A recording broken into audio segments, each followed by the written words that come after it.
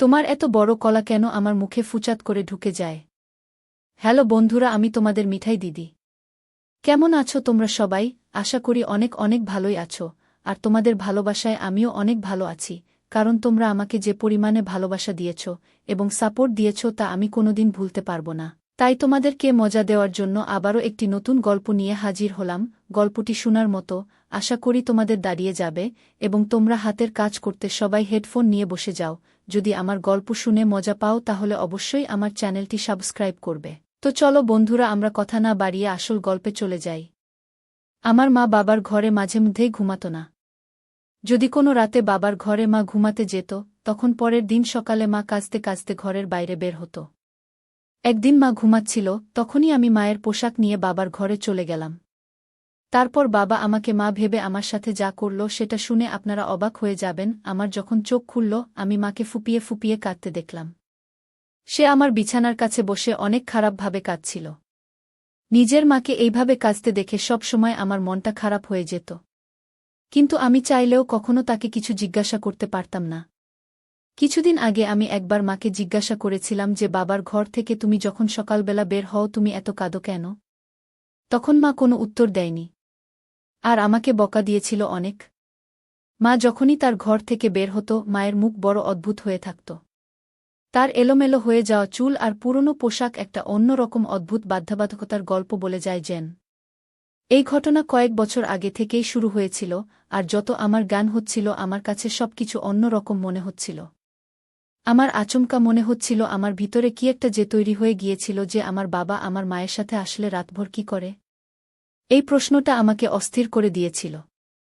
আমি 15 বছরের হয়ে গিয়েছিলাম আর এখন অনেক কথা আমি ভালোভাবে বুঝতে পারি। মায়ের কাঁদতে থাকা চেহারাটা দেখে আমার কোনো এক বাধ্যতার নির্দেশ বলে মনে হতো। কিন্তু অদ্ভুত ঘটনা তো এটা, যখন আমার মা ওই ঘর থেকে বের হয় সে কাঁদতে থাকে।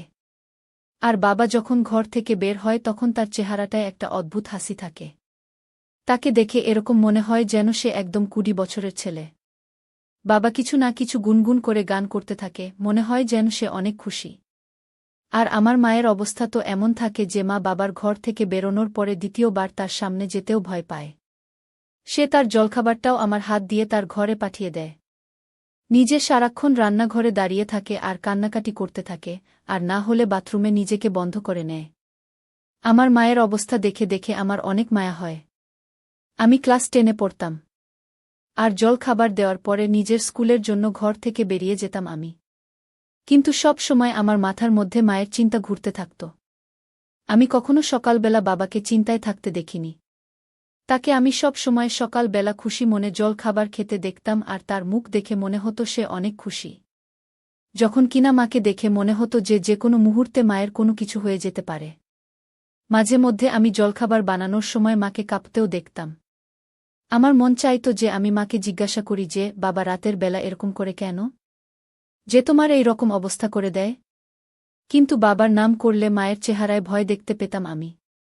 মা অবশ্য প্রত্যেক রাতে বাবার ঘরে ঘুমাতে যেত না, বরং সে আমার সাথে ঘুমাত। কখনো কখনো তাকে বাবা জোর করে নিজের ঘরে নিয়ে যেত, আর মা বারণ করত। কিন্তু বাবা তার কথা শুনত না। বাবার আওয়াজে ভালোবাসার এমন মিষ্টতা মিশে থাকত যে যেই দেখত সে অবাক হয়ে যেত।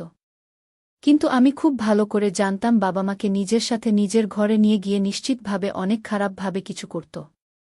আর যে কোনো সন্তানের কাছেই তার মাকে কাঁদতে বা কষ্ট পেতে দেখা অনেক মুশকিল হয়ে দাঁড়ায়। আর আমার ক্ষেত্রেও এই একই ঘটনা ঘটেছিল। না আমি পড়াতে মনোযোগ দিতে পারতাম, আর না আমার ঘরে মন থাকত। আমার হৃদয় চাইত যে আমি কোনোভাবে আমার মাকে বাবার ঘরে যেন না যেতে দিই। কিন্তু আমি কোনো রকমভাবে বাবাকে না করতে পারতাম না। বাবা তো আমার সামনে মায়ের সাথে অনেক ভালোবেসে ব্যবহার করত। ঘরের পরিবেশ আমাকে এমনভাবে বিরক্ত করে দিয়েছিল যে আমি হাফ ইয়ারলি পরীক্ষায় অনেক খারাপভাবে ফেল করে গেলাম। আমি মা বাবাকে রেজাল্ট বলিনি, কিন্তু আমার বন্ধু অবাক হয়েছিল, কেননা আমি পড়াশোনায় অনেক ভালো ছিলাম। সে বারবার আমাকে জিজ্ঞাসা করতে থাকল যে আমার হুঁশ কোন দিকে থাকে। আমি তাকে আমার মা আর বাবার ব্যাপারে বলে দিয়েছিলাম। তোমার বাবা ইংরেজি সিনেমা দেখে না তো? সালোনি হঠাৎ করে প্রশ্ন করল। আমি অবাক হয়ে তার দিকে দেখতে থাকলাম। এইবার আবার কি উদ্দেশ্য সে অদ্ভুত চোখে আমাকে দেখতে থাকল, যেটা আমি বুঝতে পারলাম না। সে কথাটা পরিবর্তন করে দিল। আমি যখন বাড়ি ফিরলাম মায়ের বড় ভাই আরজন কাকু বসেছিলেন। উনি দুপুরবেলা আমাদের ঘরে আসতেন। মায়ের ছোটবেলা থেকেই তার সাথে ভালো বন্ধুত্ব ছিল। মা বলত যে তারা দুইজনে ছোটবেলায় একসাথে থাকত। এরপর আরজন কাকু দুবাই চলে গেল। আর মায়ের বিয়ে বাবার সাথে হয়ে যায়। আর আমি তাদের একমাত্র মেয়ে ছিলাম। কয়েক বছর আগেও মনে হয় সবকিছু ঠিক ছিল, নাকি আমি নিজেই ছোট ছিলাম আর অবুঝ ছিলাম। কিন্তু কয়েক বছর ধরে আমার মায়ের অবস্থা অনেক ভালোভাবে আমি বুঝতে শুরু করি।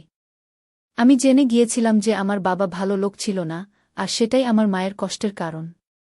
আর এই ব্যাপারটা আমার মনে নিজের বাবার জন্য শত্রুতা উৎপন্ন করেছিল। আরজন কাকুর সাথে আমার মায়ের অনেক ভালো বন্ধুত্ব ছিল। উনি কয়েক বছর আগেই ভারতে ফেরত আসেন আর মায়ের সাথে দেখা করতে মাঝেমধ্যেই আসতেন। কিন্তু তার আসা মায়ের ঠিক পছন্দ ছিল না। আরজন কাকুর যাবার পর মা মাঝে মধ্যেই আমাকে বলত যে, তোমার বাবা যদি জানতে পারে যে আরিয়ান মাঝে মধ্যেই দেখা করতে আসে, তাহলে খুব খারাপ হবে। আমি মাকে সান্ত্বনা দিতাম যে বাবা কি করে জানবে? বাবা তো সকালবেলা কাজে চলে যায়, আর রাতের বেলাতেই বাড়িতে ফিরে। আমার তো আরজন কাকুকে অনেক ভালো মনে হয়। সে সব সময় আসত, আর মায়ের মন ভালো করে চলে যেত। আমার বাবার রোজগার এত কম ছিল যে সংসার চালানো মুশকিল হয়ে গিয়েছিল। মা না জানি কিভাবে বাবার মতো ভয়ঙ্কর মানুষের সাথে জীবন পার করে দিল।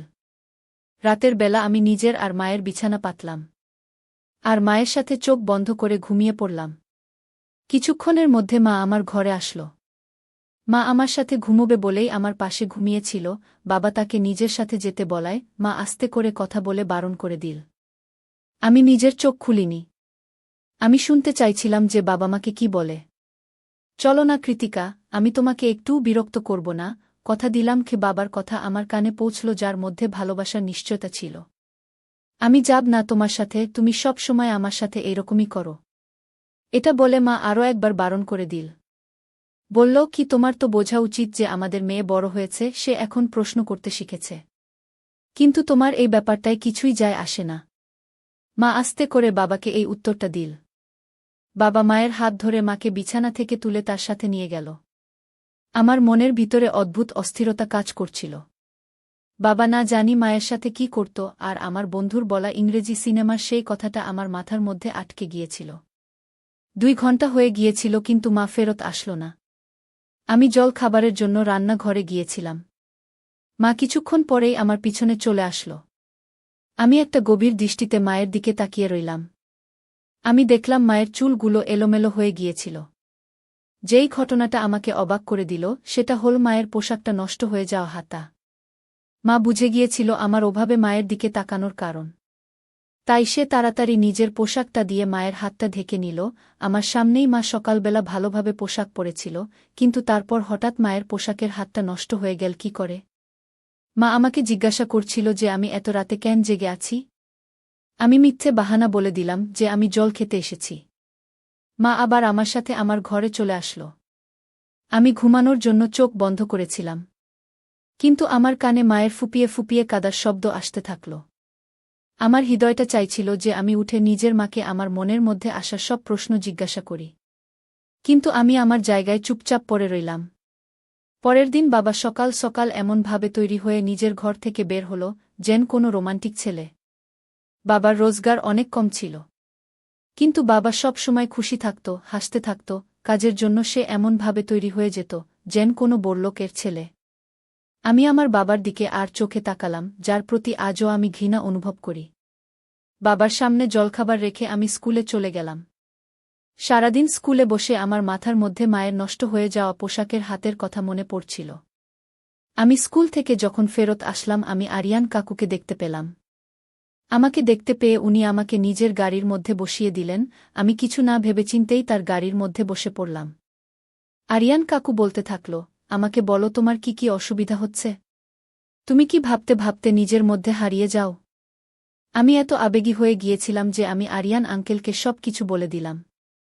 আমার কথা শুনে কাকু বলতে থাকল, কি তোমার বোঝার ক্ষমতা আছে যে আমার বাবা ভালো নয়? তুমি নিজের মাকে নিজের বাবার হাত থেকে স্বাধীনতা কেন ফিরিয়ে দিচ্ছ না?